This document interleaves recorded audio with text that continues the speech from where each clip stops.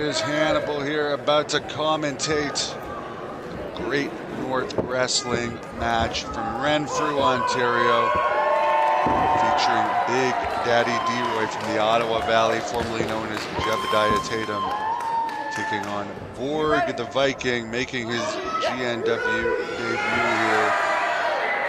Of course, Great North Wrestling returns to the Ottawa Valley at the Petawawa Civic Center Saturday night, August the 31st, featuring WWE legend, the Warlord, in action, and he has not been to the Ottawa area since his time in WWE. Great autograph opportunity for fans.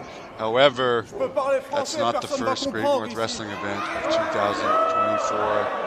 We are invading Napanee, Ontario, the Strathcona Paper Center, June 29th. That's halfway between Ottawa and Toronto. That's going to feature Big Daddy D-Roy himself taking on ECW original Great North Wrestling Hardcore champion Angel Medina. With the title on the line, that will be Big Daddy D's biggest match ever. Great opportunity for him to make a name for himself. Paul Roma will also be appearing that day, former WWE competitor.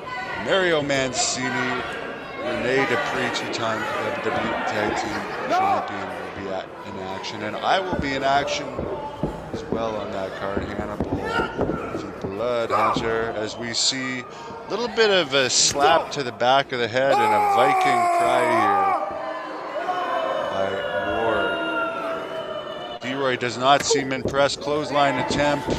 Big shoulder tackle now to the Viking. He's in the corner. D-Roy charges with a boot to the midsection. Blow to the head now. D-Roy's been around a long time. He was featured in the Enragé de Ring TV series. That was a French series about Great North Wrestling. Released in 2018. I was one of the featured people in that as well. So you see a big body slam here. He was on Télé in Quebec. D-Roy measures the Viking, takes him right outside the ring.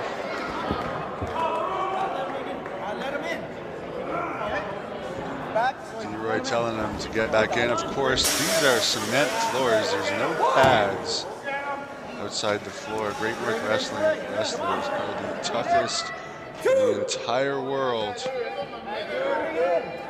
As we see Viking taking his time to get back in. He has 10 seconds. This referee's counting a little slow. Now he's back in the ring. Oh, he breaks the count. D-Roy does not seem impressed. D-Roy's looking bigger than ever. He looks to be about 315, 320 here. I don't know if Angel Medina is going to be able to move him around too well. He keeps calling him Big Daddy Oreo, which I don't know what D-Roy thinks of that. We've yet to hear him comment on this match with Angel Medina, who has a podcast right here on Hannibal TV with Jumping Jack Kilby, the Great North Wrestling EVP, also known as Jungle Jack Kilby and Gentleman Jack Kilby. Although I don't think he's too much of a gentleman with some of the tactics he's used managing various people with the big money players. Jack Kilby, I think, will be in the corner of Nathan Banner in Napanee, Ontario, as Banner takes on Rene Dupree. And if you haven't heard of Nathan Banner, he is a former Pro Wrestling 01 wrestler. He's had WWE tryouts. And I have wrestled him several times here at Great North Wrestling. He is a very tough customer. With the brawl taken to the outside. That's gotta hurt. Shoulder first into the ring post there by Bjorg. Just hammering away on the Big Daddy.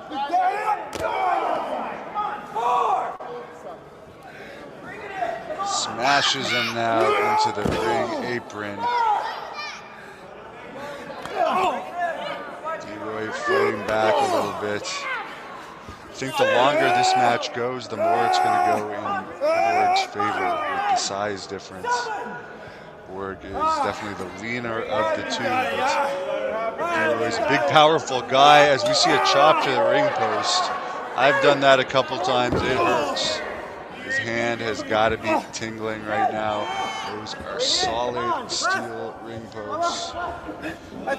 Yeah, he may have broken a finger or two there as D-Roy making his way back in the ring.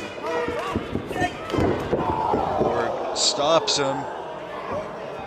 Now he's kind of making fun of him. Mount position, hammering down right in the face, but it looks like D-Roy's covered up. This match has passed the 5-minute mark now. We're definitely seeing the Viking taking over here. Pinfall attempt, first pinfall of the match, only a 2 count.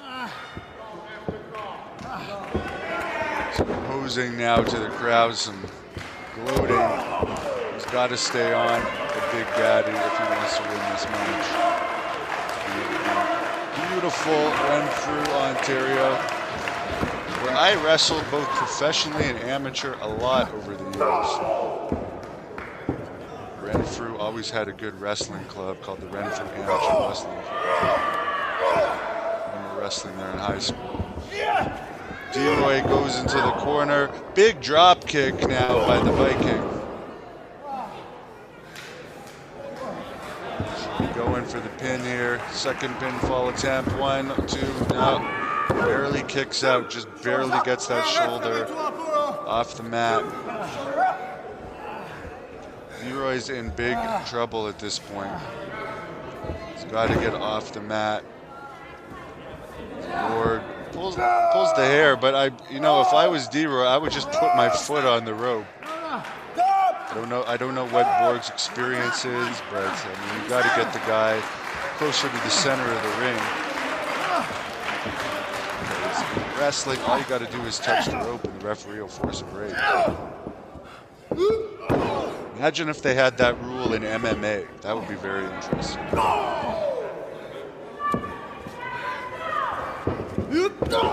Smashes his head in the turnbuckle. Bjorg going to work on Big Daddy.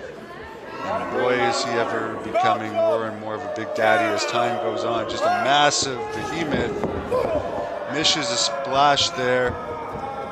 Big Daddy pushes him in the corner. Looks like he's going to go for a splash of his own. No, eats a boot. Eats a boot to the face. Very impressive way of getting on the top turnbuckle now by the Viking. Second turnbuckle. Flying shoulder tackle. Sends the big man to the canvas. Another pinfall attempt. This could be it. No, 2.5. 2.5. This D-Roy is not quitting. Angel Medina better be taking notes here because this guy's a tough customer. He's taken a lot of punishment in this match. Now here's a sleeper hold. He doesn't have it in the tightest, but D-Roy's in the center of the ring now. He's got to get that right hand in behind the head of D-Roy and press forward better, in my opinion. Yeah, he has the hand on top of the head. It's not cinched in well at all. D-Roy hits the ropes. Got the sleeper back on. You can't see from this vantage point how tight it is. And he's going around to the other side. What do you say? Both of these men are getting tired at this point. Almost at the 8-minute mark. Actually, we're at the 9-minute mark. Should have my glasses on. Again, I don't know who's taught this guy how to put a sleeper hold on, but he has the hand on the top of the head rather than behind the head. You've got to put the other hand behind the head and push more forward to put the pressure on Adam's apple. He does not have this on tight. I don't know if it's because he's tired. But I guess D-Roy must be tired too because he seems to be half out of it. This could be it. Of course, Roddy Piper was one of the greats of applying that sleeper hold. So 2, and this might be it here. Nope. No, not quite 3. D-Roy still has some fight left in him. Elbows to the midsection. Not the strongest elbows. Hits the ropes. Drop kick attempt by the Viking. D-Roy measures him again with big clothesline. Another clothesline. He's a house of fire right now. Charging with their big avalanche splash. Reminds me of King Kong Bundy. The second rope might break here. 300 pounds perched up on the second rope as we see some punches now right to the head of the Viking. D-Roy extracting some revenge. Calling for something. Could it be a choke slam? Yes. Look at the size of the rear end on D-Roy. He could probably squat at least 400 or 500 pounds with those moves. Atomic drop now.